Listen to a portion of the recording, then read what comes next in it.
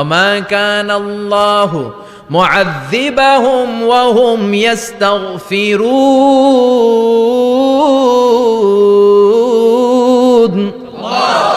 যতক্ষণ আমার বান্দা আমার কাছে ইস্তেগফার পড়তে থাকে, আমার কোনো আযাব বান্দারে পাবে না।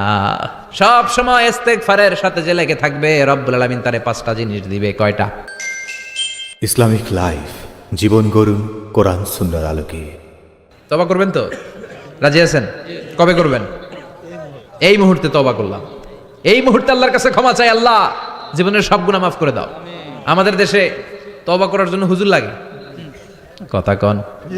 পীর সাহেব হুজুর, বড় হুজুর, ছোট হুজুর, হাফেজ সাহেব লাগে না? হাফেজ সাহেব, ইমাম সাহেব, এদের ছাড়া নাকি তওবা হয় না। না, এটা ভুয়া কথা। আপনি অনুতপ্ত হন, আপনি চোখের পানি ছাড়েন, আপনি আপনার রবরে বলেন, ক্ষমা করে দিবে কে? ইমাম সাহেব আসতে হবে শর্ত না, পীর সাহেব হুজুর এসে হুজুরের হাতে হাত রেখে তওবা পড়তে হবে শর্ত না। আপনার রবরে ডেকে চোখের পানি ছেড়ে ক্ষমা চান, ক্ষমা করবে কে? আর প্রতিদিন শতবার পড়তে থাকবেন আস্তাগফিরুল্লাহ। আওয়াজ করে সবাই পড়েন আস্তাগফিরুল্লাহ, আর জোরে পড়েন আস্তাগফিরুল্লাহ। বিশ্বনবী বলেন, মান লাজিমাল ইস্তিগফার জাআলাল্লাহু লাহু মিন কুল্লি দিকিন মাখরাজা। সব সময় ইস্তেগফারের সাথে যে লেগে থাকবে, রব্বুল আলামিন তারে 5টা জিনিস দিবে। কয়টা? কথা কন, আরো জোরে সবাই বলেন, কয়টা? নাম্বার 1, জাআলাল্লাহু লাহু মিন কুল্লি দিকিন মাখরাজা। বিপদে পড়লে বিপদ থেকে উদ্ধার করবে কে? আমাদের তো কোনো বিপদ নাই না? আছে? কত বিপদ!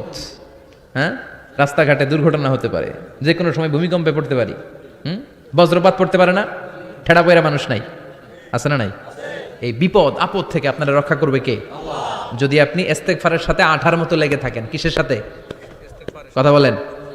ইস্তেগফারের সাথে লেগে থাকতে পারলে 1 নাম্বার হচ্ছে বিপদে পড়লে আপনারে মুক্ত করে দিবে কে? 2 নাম্বার, ওয়ামিন কুল্লি হাম্মিন ফারাজা। যে কোনো ধরনের টেনশন, হাইপার টেনশন থেকে বাঁচায় দিবে কে? আমাদের তো টেনশন মেনশন নাই না? আছে?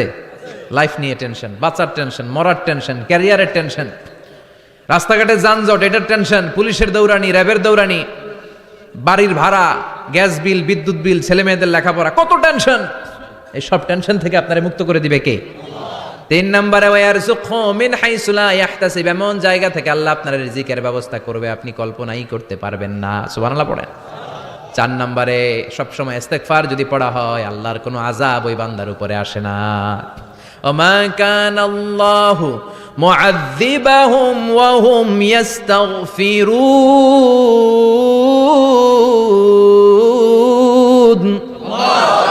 যতক্ষণ আমার বান্দা আমার কাছে ইস্তেগফার পড়তে থাকে, আমার কোনো আযাব বান্দারে পাবে না। যতক্ষণ ইস্তেগফার পড়বেন, আল্লাহর কোনো আযাব আপনার উপর আসবে না। 4টা গেল। 5 নাম্বার, বারবার ইস্তেগফার পড়লে রফিক ভাই, আল্লাহ আপনার মুস্তাজাবুদ দাওয়া বানিয়ে দিবে। দোয়া করা মাত্র কবুল করে নিবে কে? আল্লাহ। মুস্তাজাবুদ দাওয়া বুঝেন তো? মানে যিনি হাত তুলতে দেরি, কবুল হতে দেরি হয় না।